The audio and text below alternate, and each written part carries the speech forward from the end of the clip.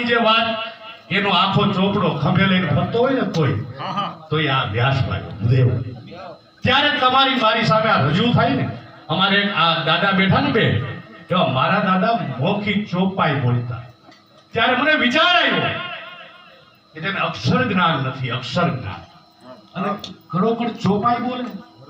પછી મને બાપભાઈ એવું નક્કી થયું કે આ પરિણામ જે છે ને એ પરિણામ આ અમારા ભાઈઓ એનું છે.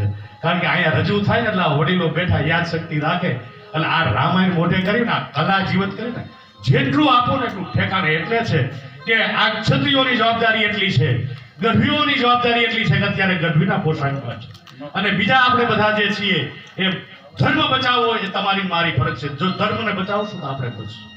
એના માટે આ કુસંપનું પરિણામ પૃથ્વીરાજ ચૌહાણ એક એકનો કુસંપ મિલાવો એ ઇતિહાસ રજૂ કરે છે પોતાના માટે. એના ઘર તો કોકે હલાવવા જોઈએ, એની જવાબદારી તમારી મારી છે. તમે ગામે બેઠો હું જોઉં છું ઘણું આપ્યું છે. પ્રેમનું ગામ છે જામનગરથી, એટલે છે મળવા આટલો એટલે હું આવ્યો છું કે માત્ર ગામનો મને ગર્વ છે ને ગામમાં બેહાઈ હતી છે એટલે હું આવ્યો છું. બધે બેહાઈ નહીં. નવરે જૂનું માત્રાવર ચાવંડી છગનભાઈ થી માંડી ખીમભાઈ પાનસુરિયા, જ્યારે વિઠ્ઠલભાઈ નાયર રામભાઈ આપણા હતા, એ બધા એક એક બહુ વડીલોને ઓળખું છું, પણ મને ગર્વ હતો કે ગામમાં ચોક વસે આ તમારી મારી સંસ્કૃતિ. જો બહેનો બેઠી, ભાઈઓ બેઠા, વડીલ બેઠા, છોકરા બેઠા, આ જૂની હિન્દુઓની, હિન્દુસ્તાનની, અને મુસ્લિમ હિન્દુસ્તાન એટલે મુસ્લિમનો વિરોધી નથી, એ મારા દેશના છે.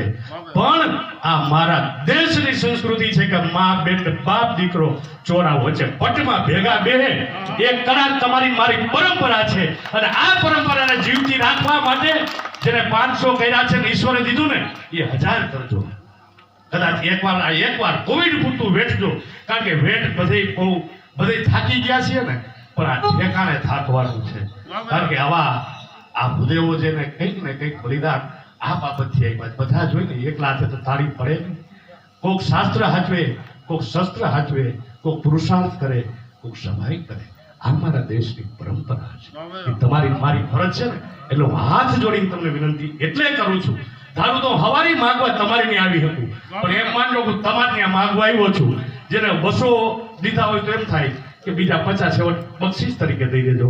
500 દીધા હોય ઠેકાણું હોય તો બીજા 500 કરજો. પણ એટલી ચોક્કસ વિનંતી કરું છું જે કાંઈ આપ્યું છે ને એમાં 1 રૂપિયો તો વધારજો જ. કહેવાનું ઘણું છે, નાટક બહુ સમજવા લાયક છે. આ દેશની હવે જરૂર છે જેનું આ રજૂ છે. આવા કવિઓ અને આવા કલાકારો ધીરુભાઈ થી માંડી કાનુભાઈ, કદાચ રાગરાગણીના ઘર છે માલકોશ માળ, જે કરો એ કલા અહીંયા છે. નગીનભાઈઓ આ બધાના વખાણ કરવાનો સમય નથી લેવો, આવો જાનવારો ન મળે. એટલે બધાને છેલ્લે વિનંતી કરી અને વિરમું છું. દુઃખ લાગે તો છતી મારી છે બ્રાહ્મણ આ કહેવાય. જો દરબારુના ઘરમાં એટલે ફરિયામાં જઈને ટકોરો મારતો ને એ બ્રાહ્મણ. એટલે મને તમારા જજમાનો પર ભરોસો વિશ્વાસ છે ને, એટલે કદાચ વિક્ષેપ કરવા આવ્યું હોય તો ક્ષમા કરજો. ક્ષમા વીરસ્ય ભૂષણમ અસ્તુ વંદે માતરમ. બોલી હું જાઉં છું, લુખો હોયો દેશ કેમ હાલે? ફરજ મારે ત્યાંથી કરું છું. તો આ સમયે હું આજ આ મંડળને 500 રૂપિયા ભેટ આપું છું. બોલ શ્રી કનૈયા લાલ કી જય. ખોડિયાર. હા મિત્રો 500 રૂપિયા આપું છું. અદા જે બોલ્યા